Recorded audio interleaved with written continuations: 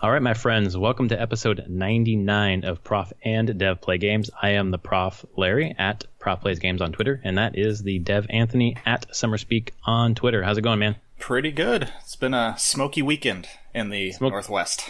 In terms of the heat, or are there fires too? No, we can thank Canada for, or I should say blame Canada for sending down a bunch of smoke since last Wednesday. So it's eerie. The weather, the health, air quality is worse than LA and worse than most of the most polluted cities in the Earth right now. It has been. It's getting better, but yeah, we had a bunch of just smoke from fires from British Columbia get blown in, and we didn't have an offshore breeze coming in, so it just kind of stagnated over the Puget. And the heat you've been having probably added to the. It actually made the heat not as bad. We thought we were going to have like 100-degree temperatures on Thursday.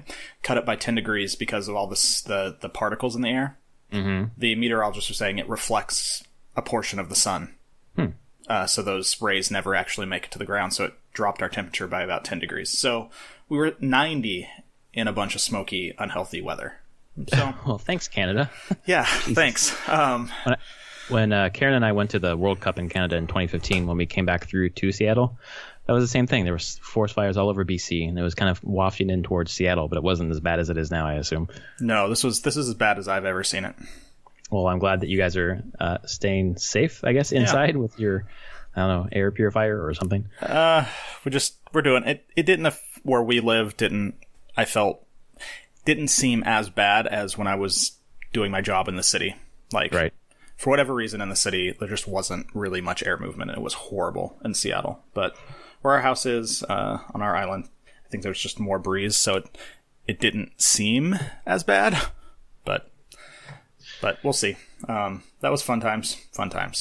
Yeah, I've been having fun times down here too. No forest fires, but we have a baby. It's kind of like a fire.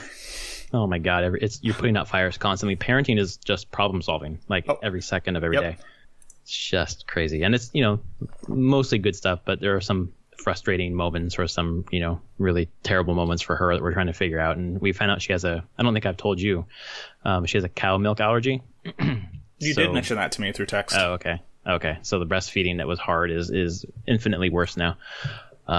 So it's caused some issues with baby that's slowly getting resolved. For the most part, she's fine, but yeah, just, trip to the pediatrician and all that stuff. Yeah. So, learn how to be parents. You will always be learning to be parents. Oof, it never stops. Yeah. Ever. It's I hear that it gets easier when they go off to college, but I still kind of doubt it. Because then you're just worrying all the time, maybe. Yeah, I don't know about that. We'll see. Yeah. I'll keep you updated on that. Yeah, you report back. I'll report back to you in many years. Yeah. So for this episode, we've got some news about Stardew Valley, some EA Studio shuffling, Activision remastering some new stuff. We got some Battletoads on Ground news. Player Unknown's Battleground news that neither of us have played that game, but we still have some crazy news to talk about. There you go. Thank you. PUBG. And then some AM2R news, kind of. And then games we're playing. But we're going to start with a proper 2DS discussion that we were going to have last week until my house imploded and I couldn't come and do the podcast. But you have one. I do. I have it right in my hands. And I love this thing. It's actually reignited my love of, or my interest in the 3DS and 2DS library, which is just phenomenal. Yeah, it's an amazing library, and the fact you can play DS games on it.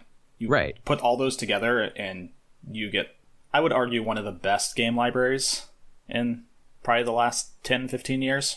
Right, and I was talking before with you about how, I still think the Super Nintendo is my favorite console just because of the nostalgia I have for so much of what was on that system. But if I think about the best console in terms of library, maybe it's this little thing, because you've got 3DS, 2DS, and then you have the Virtual Console for Nintendo, Super Nintendo, and a couple other things. I wish GBA was on here. That would just seal the deal. But I'm kind of surprised they don't have GBA Virtual Console stuff.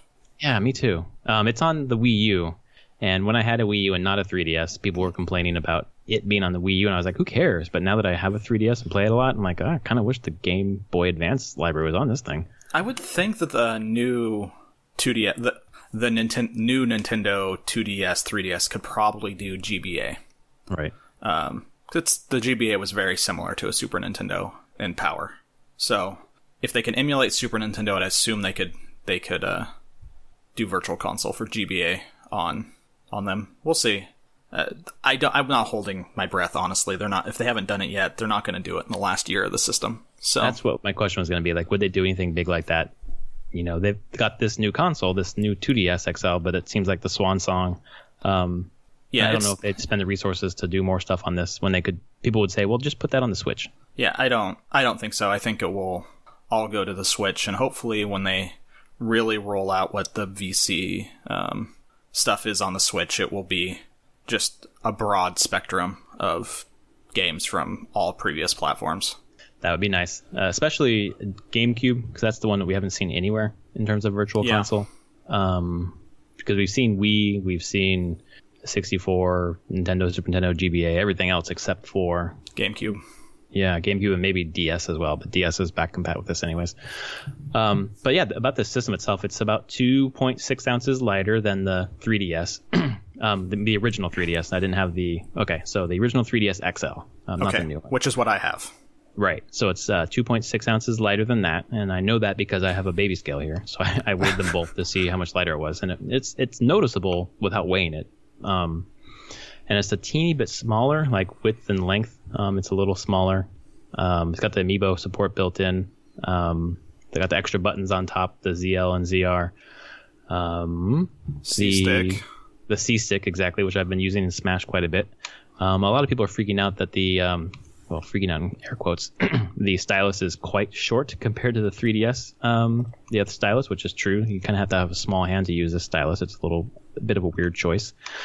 The game cart and SD card are both accessible right in the front, really easy to get to. But they're hidden behind a flap now, right? It's just a flap, yep. So that you can't accidentally eject your game while you're playing? Exactly. Which I've done. Me too. I did that multiple times with Fire Emblem. It's just like, why is this accessible? I keep, like, when I pick it up, I eject it. Like, so yeah, you cannot eject it. It's behind this flap, thank God.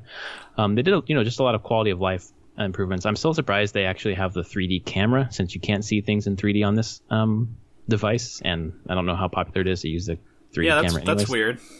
I feel like they could have saved some money or some tech space with that. But the screens, some people were complaining that I guess with the original 3DS XL, there was a chance that you got a pretty nice screen. I'm not sure exactly, like a TN screen or an IPS screen. I don't remember what they call it. But the new 2DS XL has kind of the cheaper screen, but I don't know if there's any difference. It looks really crisp and clean. I haven't really used the Amiibo support yet, but just the main thing is that this thing plays Super Nintendo Virtual Console and that it's faster. And on the original 3DS XL, Smash Brothers loaded really quite slowly. But this one is just zippy as hell. I can get right in. I played just a ton of online Smash matches just to try out the C-Stick and the speed of the thing, and it was flawless. I didn't have any problems. I need to do that. This is definitely, it's on my list of, after I get a Switch, which is still really on the docket between my birthday and a little bit after my birthday, as long as they exist. Like, we'll see. We'll see if they're in store. One. Yeah. I'm hoping, cross my fingers, that they'll be more available as the September into the fall comes. Right. When you went to the Nintendo store, were there Switches there or no? Yeah. Two of my friends bought them. That's right. Like, and they had more. Like, I don't know how many they had, but you could buy Switches there. Right. So that's true. I do have access if it really comes down to it. I could probably... Right. There's probably a certain number that is sitting at the official Nintendo store, so... Right. What else? But this... Maybe around Christmas time, maybe I would do this new 2DS. Mm-hmm. Let my son have my 3DS. Because you have the 3DS or XL? XL. Oh, okay. Yeah, right. My wife has a normal 3DS. Right. So, which I actually have to say, like, I've played some stuff on it. It's interesting when you go from the bigger screen to the smaller screen, because it's the same resolution. things just look crisper on the smaller screen. Oh, right. Because the pixels are smaller. Yeah. Right. I don't like how it feels necessarily, but that was a fun thing when I was playing it on the go, going like, wow, this looks so much cleaner. Yeah, it just seems like it'd be a little cramped. It is cramped. Kind of like the Game Boy Advance SP or whatever? That really tiny. Yeah, the last Game Boy Advance. Yeah, exactly. Yeah, I don't know. It's so weird.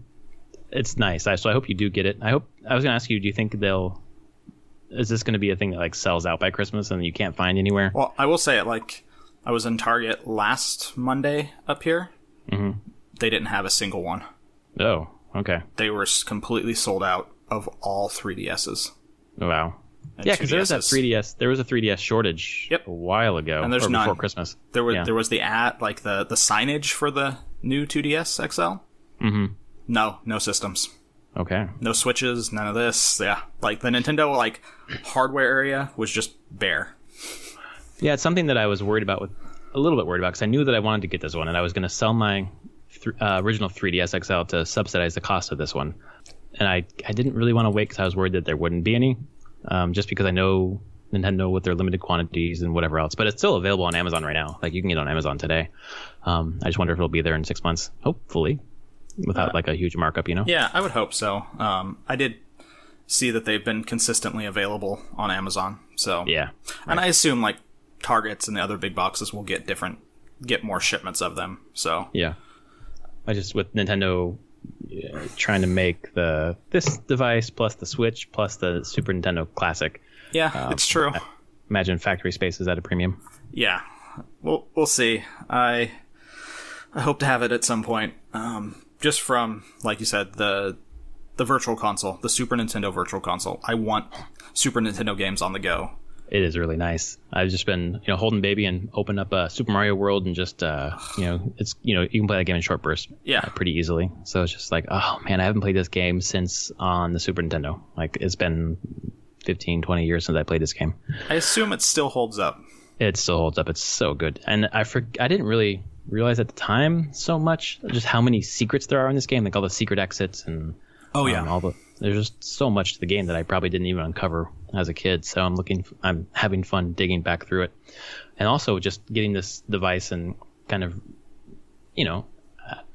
between this and the Switch, like, I'm playing portable games right now for the most part, which is good for having a baby. Exactly, portable games are great for that. Well, I've kind of gone back and been looking at a lot of the DS library, games that I missed then, and kind of picking up a few games. Picked up Phantom Hourglass, and I picked up Elite Beat Agents, and looking at Chrono Trigger and a couple other games. If you've never played Chrono Trigger, I've played the first hour about 6 times, all through emulation, and then I just never got through it. So I think having it on the console would be better. I played it. I mean, I think I missed it was on the Super Nintendo, and the DS was the first time because I did the same as you. I tried it through emulation. It just didn't click right. Right. And then it was through playing it on my DS, and I took it. That's one of the games I took to Italy with me on my DS, and I played that on the plane. I played it on trains. I pretty much beat it on that trip and on my travel. Oh, wow. But it was there, and I just it finally, just having it on the trip and portable on a console, it just clicked really well, and I finally got why people love the game, and was like, yeah, I'm sold. It's really good. It's weird. Elite Beat Agents, though, I like those games, but I like the Japanese ones better. And that's what Ouendan. Exactly. There's 2 Ouendans. Right. It's just a musical choice. I didn't necessarily like the music they chose for the US one. Right. And looking through the forums and all the lists where people recommended Elite Beat Agents, they said, well, if you can't get the Japanese Ouendan or whatever it is, and they had the same complaints you did, like the music's not as good in Elite Beat Agents, but the core mechanics of the game are just, for a rhythm game, this is the one to get. They're fantastic. Right. Actually, I should look. I probably have Ouendan still. I should send it to you. Like a cart? Yeah. I had them all as carts. Was DS region free? Yeah. Oh, okay. I didn't know that. All the, I think all the DSs and cartridge-based games. Those are completely region free. Oh, okay. So yeah, I imported both of Ouendans. I at least imported one of them. Yeah, so it was worth it. Ton of fun. What else did I recommend to you? Oh, the Castlevanias. Yep. You should totally get Dawn Portrait of Ruin. Portrait of Ruin and Dawn of Sorrow and Portrait of Ruin. Right. They are both fantastic and true 2D Castlevanias. Awesome. Yeah, I was looking up one, kind of queuing up a list for next payday, basically. So there's like 3 DS Castlevanias, and two that you just mentioned are pretty easy to get a hold of, and the one like Ecclesiastia or whatever it's called is like $100. I think that one's a weird one. Yeah, I'm gonna pass on that one because it's like $100 to get it. So I'm trying to get, you can get most of the DS games on the cheap. So yeah, they really are. I'm trying to see Order of Ecclesia. That's it. So it was the last one on the handheld after Portrait of Ruin. Oh, so it was the last one on that console. Okay. Yeah. Yeah, I think I'll be fine with one of them. I think I'll probably get Dawn of Sorrow or Portrait of Ruin, at least to start. I'm just trying to cherry pick like people's recommendations and then just the best of the best. Because I don't know, I'm just like way into handhelds right now. Oh, I can totally understand that. I would get The World Ends With You, but I actually have that on my phone. I've been playing that on my phone. Okay. For a while. Yeah, I don't. How do they do it on the phone? DS. It's a little weird. You kind of like tap and swipe. Okay. So it's not as, I don't know. It seems a little counterintuitive compared to what the DS would be with the stylus, but yeah, for the most part it works. Okay. I like the story. Yeah. But yeah, it just I don't know. I kind of get obsessed with things, so I'm like, I want to get a nice little library, and then I also pre-ordered the new Metroid coming out, Samus Returns. Yep. I was gonna get digitally, but I'm like, the way that the transfer system works between DSs, and if I lose this and I lose my library, it's just I want the physical card, so I always have the game, I guess. With those, I totally understand. Yeah, and they're tiny, so it doesn't take up much space in the house. Yeah. But anyway, can I tell you? You should get a Peggle for it. I've heard of this game. There's DS Peggle, and there's a DS Bookworm. Did you work on the DS Bookworm? No, it was outsourced. I mean, I was working on Bookworm stuff. It came through like my email, and I was the current team that was doing Bookworm Adventures stuff was asked to look at it for like quality checks to make sure it was decent. But we didn't have a final say on any of it. Neither did the Peggle team on the Peggle DS. That's before PopCap brought any of that in-house. So it was done by a studio in St. Louis, I believe.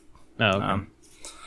A port shop. So, but I remember that the Peggle one was actually pretty fun. It added some new mechanics, some kind of fun stuff with the 2 screens. Oh, cool. I'll check them both out. So I'll look at those as well. I always liked Bookworm. Do I. Yeah, obviously you have a special spot in your heart for Bookworm, but I feel like there's like games now that just totally cribbed off of Bookworm Adventures. Oh no, there totally is one. I forget what it's called, like Spell Quest or something like that. It is just Bookworm Adventures. It came out on the phone first before it ever showed up on. It was on PS4 now, I believe. Yeah, PS4. Yep, exactly. They ported it to consoles, but it is complete and total. It's for the most part Bookworm Adventures, right? Because PopCap wasn't going to do anything else with it, so someone's going to continue that formula. Yeah, of course. So it's just, all of this kind of leads into this little tiny console just having so much, the ability to play so many great games across a ton of different consoles. And to have that, seems stupid, but to have the Super Nintendo on the go is just, it really like seals the deal of how great this thing is. It's true. Because I haven't had anything to play Super Nintendo games on, obviously I can emulate, but other than that, since the Super Nintendo. So yeah.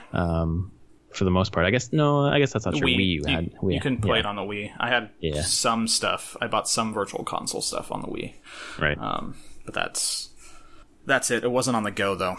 Man. Yeah, exactly. Having it on the go is the important part right now for me. And having it portable for me is it. So yeah, I definitely recommend people pick this thing up. It's for a console that you're going to keep forever. To have kind of the best iteration if you don't care about the 3D. This is it pretty much. Yeah, and there's no reason to care about the 3D.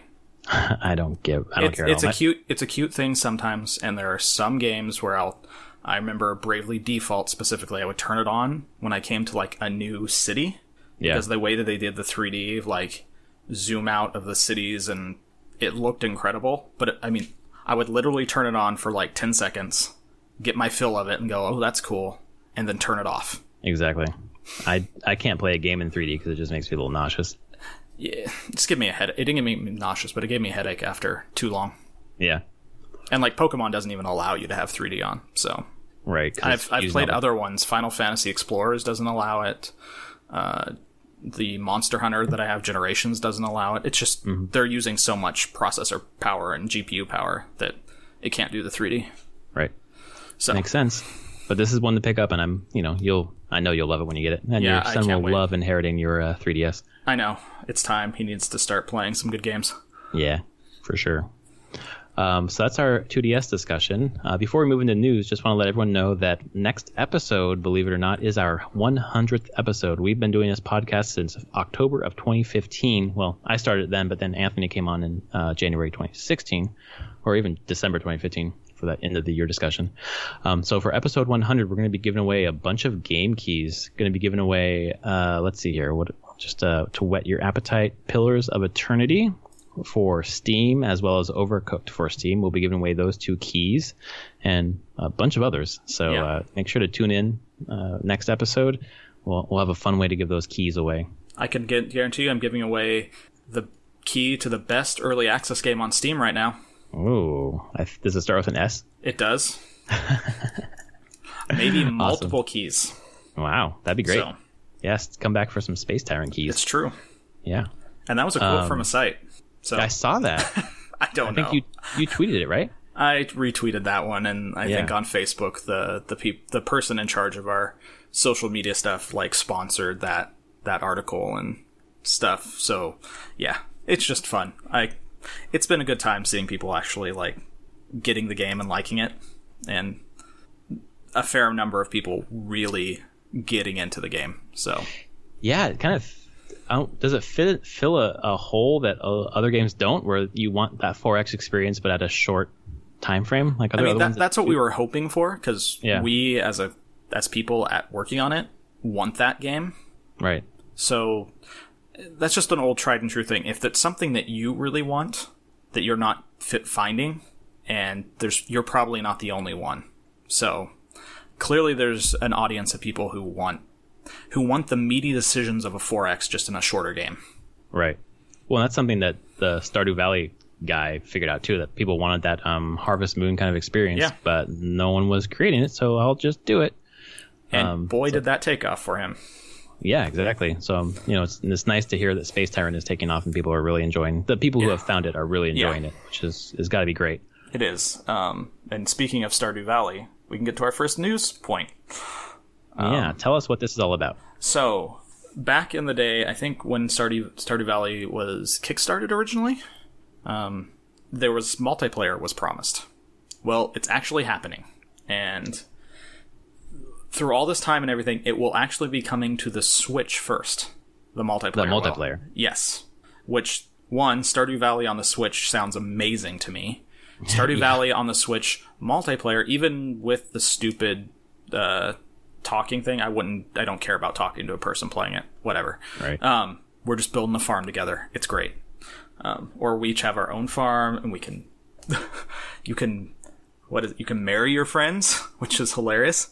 I just see this. This was announced by Chucklefish, who is the publisher of Stardew Valley, and who is working on the multiplayer feature now, while the main designer just continues working on Stardew Valley itself. So you can recruit friends to work on your farm. Friends will live in cabins on your farm, and other players, like, they can do their own thing while you're doing your thing, and you can work together building like a community. And it will only be it won't do any kind of split screen. So they're going to let Steam manage it on the Steam side, PC side, or on PS4. PSN will manage all the server backend. So, so no sitting around doing split screen, but I guess you can't have everything. But I think this is huge. This will just keep the game going for another however many millions of sales.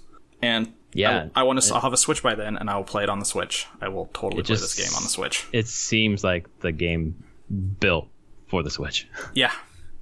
Like, people were just dying for that. Just another day. To finally hit it. Just another day. Yeah, just one more day. Just one more day. Just one more round, like in Rocket League. Just one more. And it just keeps going and going. It's such a smart hook because you want to see what happened from your actions the day before, and then you take more actions that day, and then you're like, well, let me just see what happened to those, and it's just crazy. Yeah, it's cool to see it continue to be worked on. It's cool that the multiplayer will come to the Switch first. You're seeing a lot of really good stuff showing up on the Switch, honestly. Exclusives and things like this, because it's selling well enough that this stuff is going to happen. Well, and I think it's a way, too, that developers can get double money almost, because people, I think, will double dip. Like, okay, I have this on my PS4, but I also want it on the go, so I might buy it again. Yeah.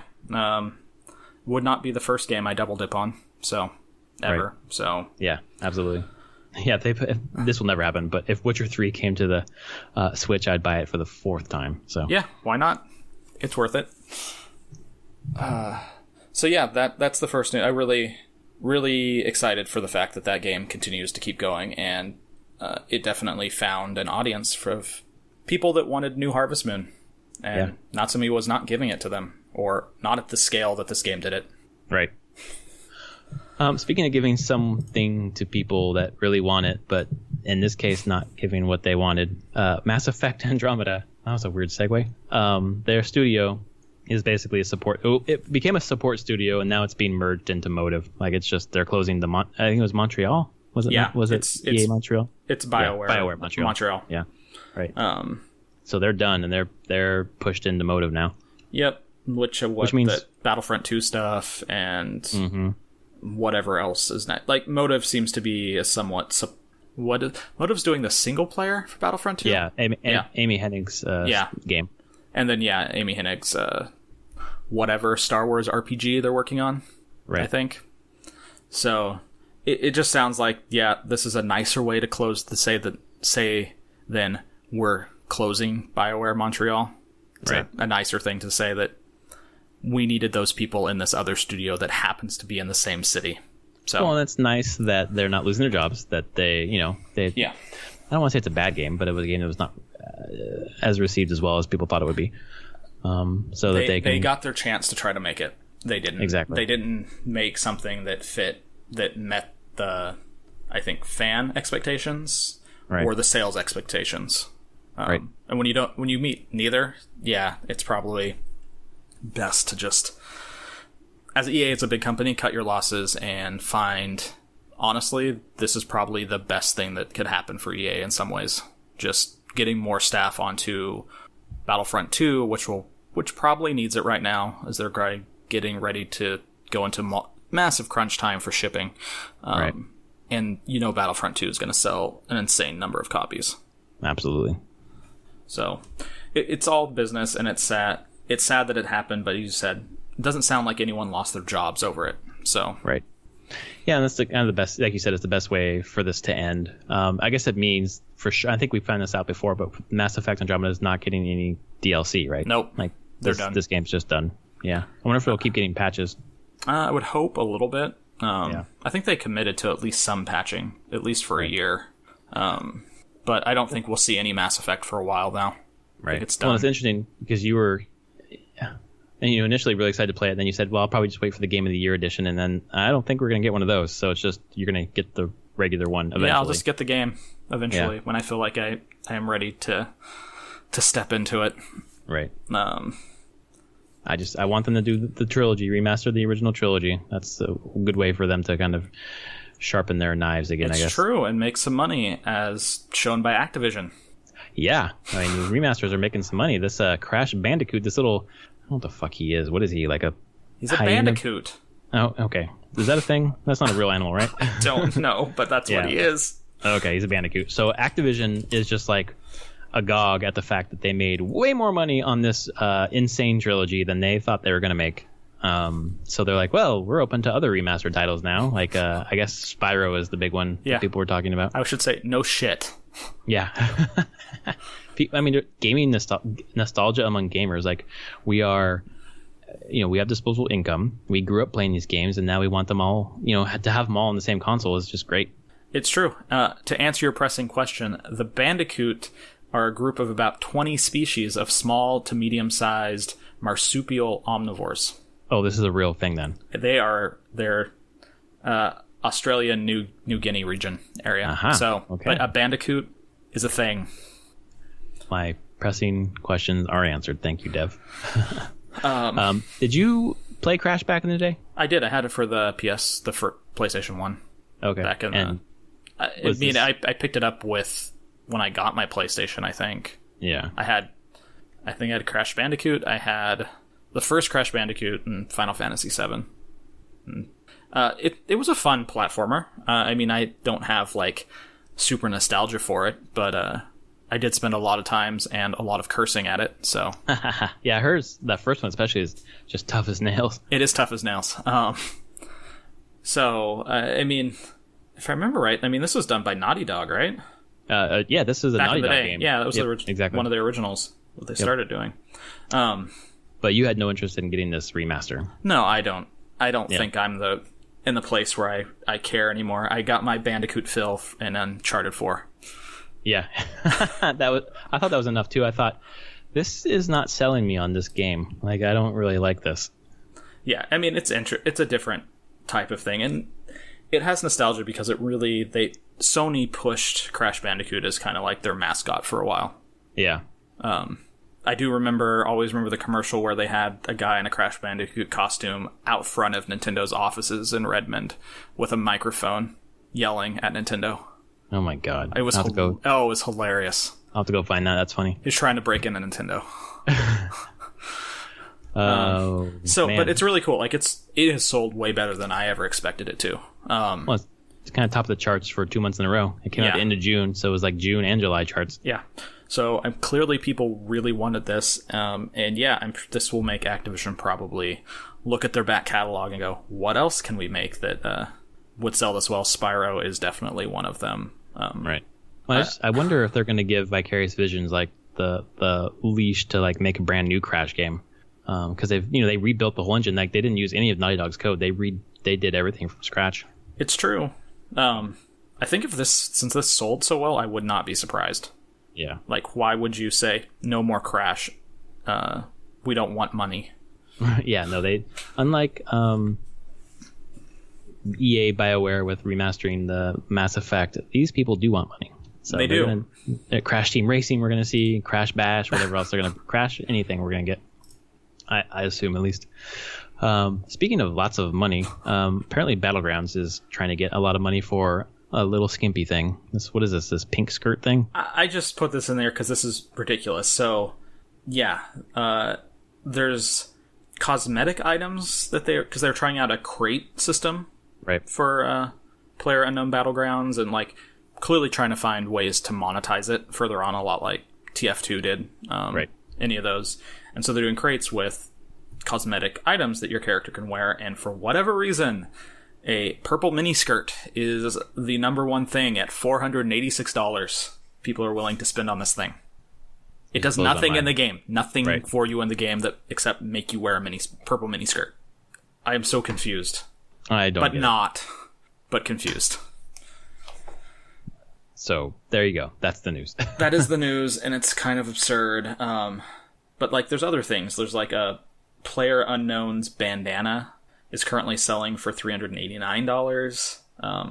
A trench coat speckled with tiny medals of honor starts at $297. The whole set, the PlayerUnknown apparel set, is almost $900. So I imagine that market's going to crash sooner than later. Right? It always crashes. I would expect. But then this article on Kotaku goes on to sell that there are rare items in CS:GO and Dota 2 that sometimes when they hit the market go up to $2,000. Crazy. So this is ridiculous. You're spending hundreds of dollars for literal bits of code and polygons. I am in the wrong business, that's for sure. Clearly I'm not in the right business of what I'm doing. Yeah, you're in the wrong arm of whatever. Guess what? Space Tyrant's getting crates Take a planet, you can open it, maybe get a crate or key to open a crate, and yeah, the space tyrant will wear a miniskirt. Sure. Yeah, your audience would probably hate that. Do you hear me, Jason, if you listen to this? My overlord? We're doing it. We want money? Let's do it. Anthony gets a cut, 15% of every sale. 15. Okay, done. Last piece of news is about the guy who did AM2R. Spent 10 years of his life, I think, redoing the Metroid 2, right? Yeah. Obviously, he did other things in that 10 years, but he tweeted out today. He's working with Moon Studios now, who did Ori and the Blind Forest, and he's working on level design for Ori and the Will of the Wisps. And that is fantastic. That is awesome. If one thing, you're remaking Metroid 2, you probably have a special appreciation and attention to detail for platform Metroidvania games. Yeah, Metroidvania levels and design there. So, and that's a beautiful Metroidvania. Ori, do you ever play the original? I did not. Oh, it is just stunningly beautiful, but it's also just very pretty. I've heard also very hard. Like, yeah, I didn't beat it. Let's just say that. There's a part where you're climbing up this tree area to escape. I think there's lava coming up.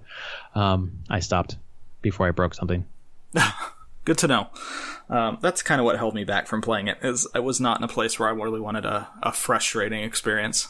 Yeah. I don't like my Metroidvanias terribly frustrating.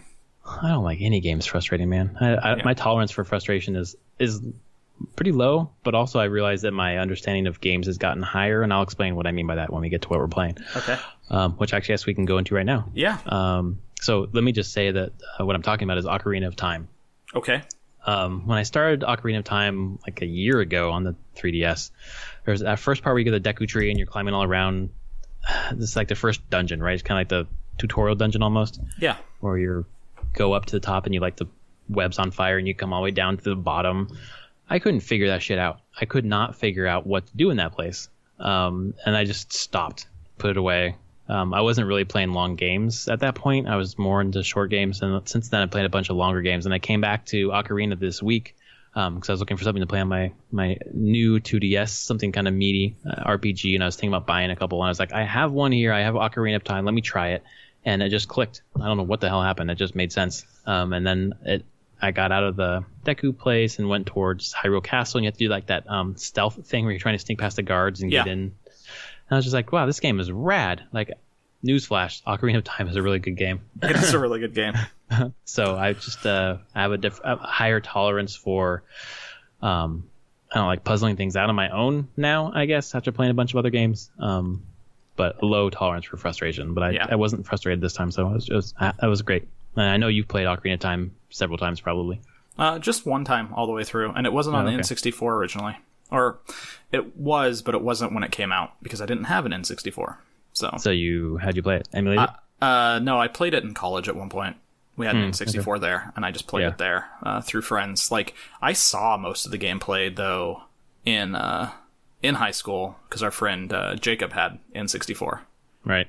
And so I watched him play probably 3/4 of that entire game. Mm-hmm. My cousin, too, he had a 64, and he played this game, and he got I watched him play a lot. I played a little bit. I was like, I don't really like this. But he was, I don't know, I didn't really like those kind of games then. But he was way into it and got through, I remember like the Fire Temple or Water Temple or some temple that was just like insane. Yeah. Insanely difficult. But I'm enjoying it now. And it holds up pretty well. And it's a pretty good port. Maybe a really good port. The camera's it's a little weird not to control the camera myself. It just kind of auto rotates for you as you move forward. Yeah. But it's fine. Really quickly, what else? Super Mario World.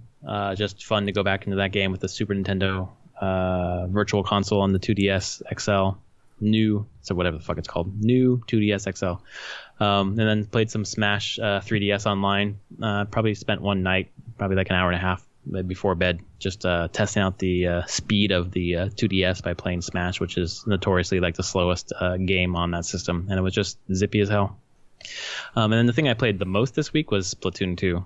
Played a bunch of the single player and a ton of online multiplayer, and I took part in the Splatfest. I was on Team Mayo. Disgusting. Honestly, I kind of don't like either one. So you don't like mustard, or you don't like ketchup or mayo? I can deal with ketchup, but it's like ketchup has to be on very specific things, and I hate mayo. So okay. I'm a fan of mayo, especially on sandwiches. God. But mayo won in all regions, man. It was like 51 to 49%. They lost the popular vote, but they won the electoral college basically. Yeah. But it was good. The Splatoon 2 is just the single player missions. Like each one is like tailored toward a different weapon or a different kind of movement technique, some sort of conceit that they build these small little encapsulated worlds around, like these little not sandbox, but it's just different every time you go into a level, even though your basic mechanics are the same. And it helps you train for multiplayer, basically. Right. So, and I'm almost rank 10, so I can start playing the other modes. Because right now it's just turf war, and then you can do like control and tower defense or whatever the other ones are. But it looks great. I've only played it on the handheld. Motion controls are really good. I finally figured out take off the Joy-Cons, set the screen in front of me, and then use the Joy-Cons as the motion control, and it works perfectly. But if you're using the motion control when it's connected to your screen, it sucks because you're like moving the screen and you can't see it. It's dumb. So but it's motion control is the way to go on that game. But overall, I'm just having such a great time with Splatoon 2. It's one of my favorite games of the year so far. Yeah, I've heard you really liking it, and then there's been other people on my Facebook and Twitter feed, people I have a lot of respect for and have worked with that have picked it up and are loving it. Like, they didn't touch the first Splatoon, but they're trying Splatoon 2 on the Switch, and they're like, this game's amazing. So I'm like, okay, I'll have to give this one a really good go when I get a Switch. It's weird because it's, it is different than the first one, but not too different. And I had the first one on the Wii U, and I probably put like 5 hours into it. And I was like, it's okay. I didn't play the multiplayer or the single player that much, but this one I can't put down. Like, I don't know what's different about it, or maybe I'm just ready for it now, and I wasn't ready for it then. But it's really good. That's awesome. So that's what I'm playing. And definitely, I think Splatoon 2 took the wind out of the sails of ARMS. Like, for an online competitive game, I think everyone. Games are few and far between on the Switch right now, so they're going to pick up, ARMS and then Splatoon 2. But I think Splatoon 2 is where people are playing online, and probably not a lot of people playing ARMS now. Yeah, Splatoon 2 seems to have legs. And that's where the community... Yeah, exactly. Yeah. So what are you playing? So, get the two ones that I've been playing for a while out of the way. More Final Fantasy 12, more Dead Cells. Kind of in weird bursts. Dead Cells is definitely one that I'll just pick up kind of at lunchtime. I'll play a couple runs, put it down, get some cells, get some new blueprints. I'm graduated to the point where I'm doing timed runs. Like I'm opening time doors. Oh, okay. Oh, so you're actually getting to those. Okay. Yeah. Like I just naturally have now felt like I know the game well enough that I can just and those doors close and there's none in the first area. There's usually one in the second area. Right. And you have 2 minutes, 50 seconds to get to it. And so you have to tear through the first area to get to that part. Yep. And I consistently do it now. Wow. Okay. And so does that mean that you're skipping the enemies? You're just kind of... Oh, got it. Skipping, killing some, it's a different playstyle. A completely different playstyle. And sometimes I'll go in it just wanting to do a pure resource grind run where I'm just killing everything, trying to collect everything. But sometimes I really want to get to the locked doors because they usually have blueprints behind them and a bunch of money. Oh. So, they are worth it if you're trying to get new weapons, new abilities, things like that. So, it's been fun. That game continues to... I'm kind of surprised I'm still enjoying it. And like I said, in bursts. It's not something I'm going to sit here and just play, for multiple hours at a row. It's just but doing a run here and there, it's really good. And whenever you end, there's always this desire. I'm like, I could do another one. I usually stop, but I still have that idea of I died, but I could do more. And yeah, it's crazy. We'll see. I feel you're, that was our Game Club game last month. And I feel like you're playing it more now since we've finished Game Club. The patch really helped. I think it gave me a lot of incentive to keep going and try different things. So, and there's another patch in the works that's in the beta right now. But it will come out and it's the Who's Your Daily beta. Who's Your Daily? Who's Your Daily? So are there daily challenges then? Yeah, it's gonna have a set daily run for everybody, and there's leaderboards on it. So awesome. So yeah, I haven't tried it, but it sounds really cool. Sorry, go ahead. Oh no, go ahead. Just really quickly, I'd mentioned Game Club. This is the podcast where we're supposed to talk about Rex Rocket, our Game Club for July. I literally haven't come upstairs to turn on my computer, so I haven't played a minute of it, and I don't think you played it either. So, no, I completely spaced. Yeah, so we're gonna we're gonna do the same game for this month. We're gonna talk about it at the beginning of September. So we'll get to it in August for sure. And then the two new ones is Pyre. I started playing. I'm probably 2 or 3 hours into it. Played a number of matches. The music's amazing. The art is incredible. Getting into the RPG elements of it more. They're doing some weird twists on the rights, the fake sport. Definitely getting some weird twists. You get different teammates you have to choose from who you're going to be putting in, and they all have different abilities and different movement. And yeah, it quickly accelerates into a very large decision tree on how you're going to progress and how you want to go about playing the game. So, like everything else, Supergiant done. It's gorgeous. It has great music. It has very refined gameplay systems, and I hope to play more of it this week. When I have time to really just sit down and put a few more hours into it. I don't want to do it in bursts. Like, I actually want to progress through the story a little bit each time I play. Right. But it's good. I really enjoy it. And then the other game I've been playing is The Long Dark, which I had and just came out of early access on August 1st, this past week. So they added single player in there, a single player storyline aspect to it that has... Who do they have? They have Jennifer Hale as one of the voices. Femshep. And nice. They have... Who else do they have? They have a couple of voice actors that I knew. But either way, I've been waiting for a non-sandbox mode of the game. I'm really bad at it, I found out. I would survive in nuclear winter, basically. I would die. I'd die quickly. That's good to know. Like, holy crap. It's not easy. The single player is not easy. So I'm trying my hand at it more and more, trying to each time I play the single player a bit, I get farther and I start kind of load an older save and like try to figure out like where I went wrong, why I died, which usually just involves dying from hypothermia. So there you go.